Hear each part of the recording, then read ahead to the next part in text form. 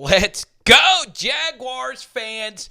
What a weird, crazy game versus the Dolphins, right? These are two of the best offenses in the NFL.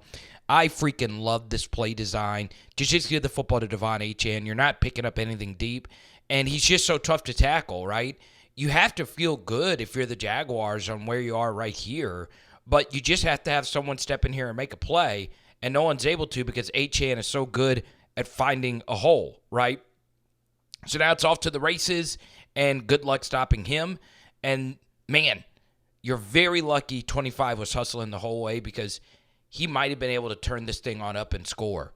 Good stuff. So, Jaguars fans, you're probably wondering, man, I'm tired of you talking about freaking Etienne. We've got Etienne, and, well, this is going to be a big year for him, right? You know, when you have guys like BTJ and stuff like that, obviously it doesn't matter here. It's just straight man coverage. But now that they have more field stretchers, Etienne very well could finish as the RB1 in fantasy, right? It's a low shot, but no doubt in my mind he's going to be a top 5 fantasy running back this year with the tutty, baby. So I understand Calais Campbell is old, but he's still good.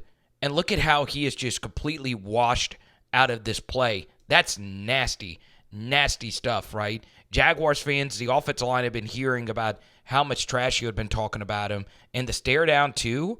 Ooh, Jaguars O-line getting nasty. You got to love to see it. I know the sample size is small, and it's going to sound like extreme hyperbole, but so far in the 2024 season, there has not been a better red zone thrower than freaking Trevor Lawrence. So if you haven't seen this already, I highly recommend you check out our preseason breakdown from the Atlanta Falcons games.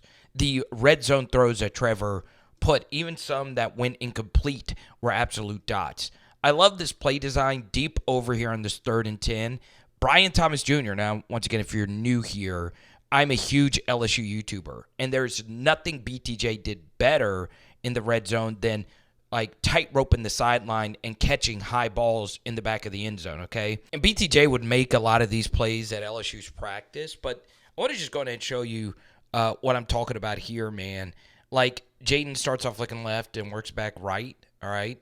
There is some traffic up here for this DB to have to deal with, but overall, this is really good coverage. Jaden does a good job top shelving this ball, throwing it high, but watch BTJ catch it at its highest point and still able to hold on to it. The DB actually did a good job getting his hand in there, but BTJ is such a good red zone weapon. So this is actually a deep over, and I want you to see this throw right here by Trevor. First thing, give this Jaguars offensive line a lot of credit. Once again, they were hammered all season about how bad they were last year, okay? This was really freaking good stuff by Trevor. While he's getting hit, he allowed this play to develop. Look at the arm strength. Very tight spiral, and look at where he places this over the DB's head right there. I mean, you tell me if there is a spot on the planet Earth, I mean, go all the way down to the freaking equator, okay, that could have been placed better than that. You couldn't have handed the football better right there to Brian Thomas Jr., and it's his first tutty, okay? I mean, you knew the Dolphins were going to fight back, man. They're just too good of a team. And, man, this is a bad news situation if you did not draft Etienne. If they're going to use him on the goal line, he could actually be a better pick than Etienne. He was going higher than Etienne in most drafts. If they use him as a goal line back this year, it's over. Etienne is going to be a league winner. He's that good, okay? Now, let's look across the way here. Obviously, this isn't the worst goal line rep. That's not the worst fill either.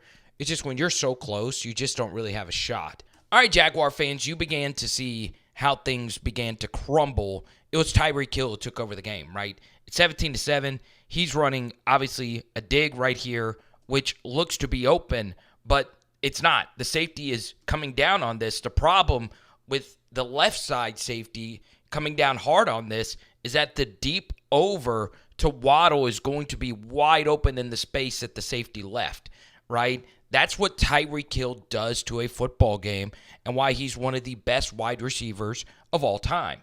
Now, I do give the Jaguars a ton of credit. Touchdown saving tackle right here by 5. Okay, Waddle is tough to catch.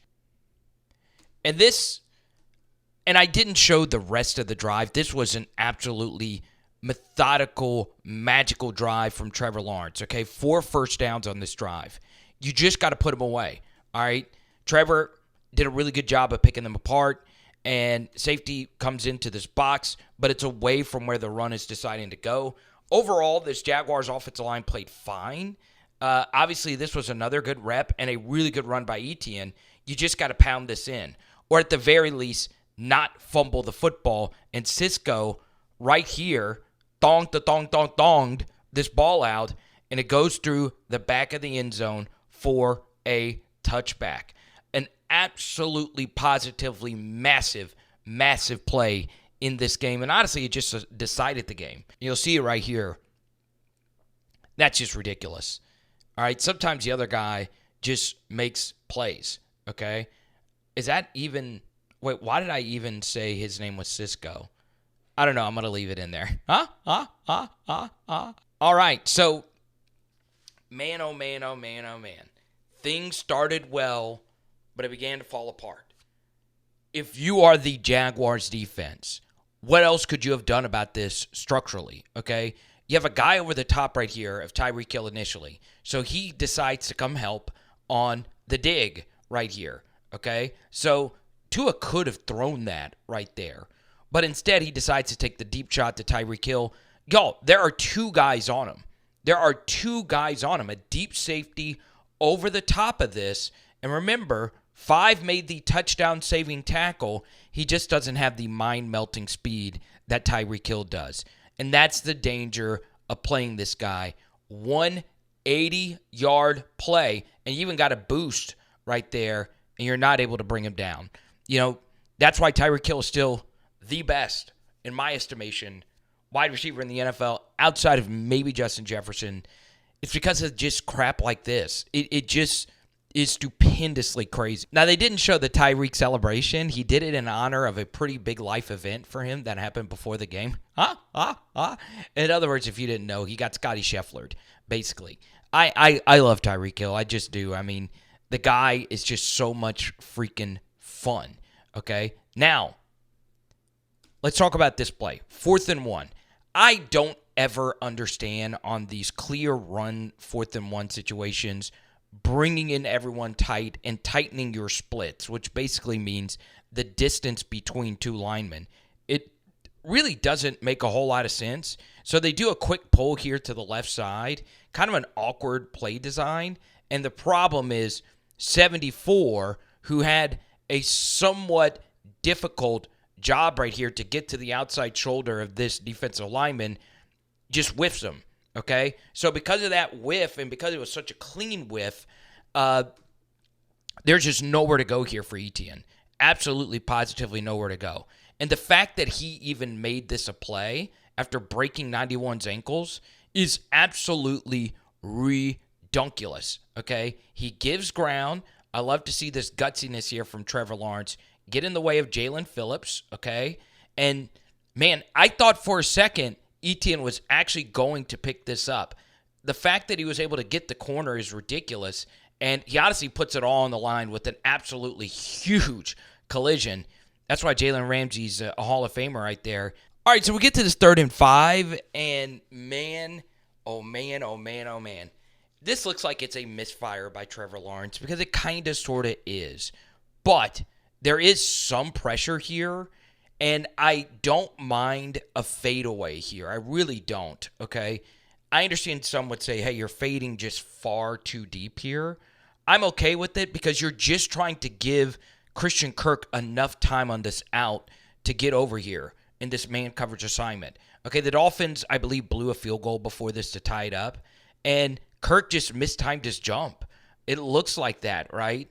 I think he's got to catch this football. Is it the best ball location in the world? No. But your number one has got to make that catch. He just does. All right, we get to here. Man, this is amazing, amazing effort from Josh Allen, okay? He is able to create some pressure It was kind of a weird situation to generate pressure off the play action. He gets off the tight end, but it's just too much Tyreek Hill, y'all. It's way, way, way too much Tyreek. He's that good. All right, 3rd and 14 here, and, man, I would have loved to have seen where the safety was on this smash. I don't have the all-22 yet, but, I would doubt this would have been open to BTJ over here on the deep corner. Nothing just looks to be open here for Trevor. You do have some pressure here, and it looks like he's trying to find something, right? Once again, Jalen Phillips is just an elite pass rusher. You see why here, the bend ability, and to get right here. And Trevor just gets sacked. Now, kind of a tough-ish day for Christian Kirk. Could this have been thrown in a 50-50 if Trevor could get off whatever this was? It's just hard for me to see. And he just eats the sack. 2nd and 6, and, the Dolphins just have 2 really good guys. I mean, this is just a nasty, nasty route here at the bottom of the screen. Look at this. Just sell vertical, and, man, it's just the best 1-2 wide receiver combo in the league. It really is. And I'm a Jamar and T. Higgins fan, but Waddle and Hill are a lot to deal with, and the coverage really wasn't bad at all. All right, 2nd and 10, and you have Etienne who can catch passes out of the backfield. Quick throw right here, and you have a blitzer, which makes it worse from the Jaguars' perspective. Mike McDaniel just called a masterpiece of a second half of this game, and the Dolphins, of course, went on to win this game after this game, right? Look, Jaguar fans, you choked this game away versus a really, really good team that had really high Super Bowl odds before the season, but there is a reason why the Jaguars were 18th in the NFL in Super Bowl odds before the season began. It's just you're the Jaguars. I hate to say it, and I've grown into being a Jaguar supporter doing these videos, right? I'm not going to say I'm a super fan, but you guys have supported Power Hour NFL more than anyone else. Man, this was just a really tough one to take. If Etienne holds on to that ball, you are probably winning this game. But he didn't, and you collapsed. And you just got to get that bell. Boom! And tonight, we're doing chicken enchiladas. Let's go.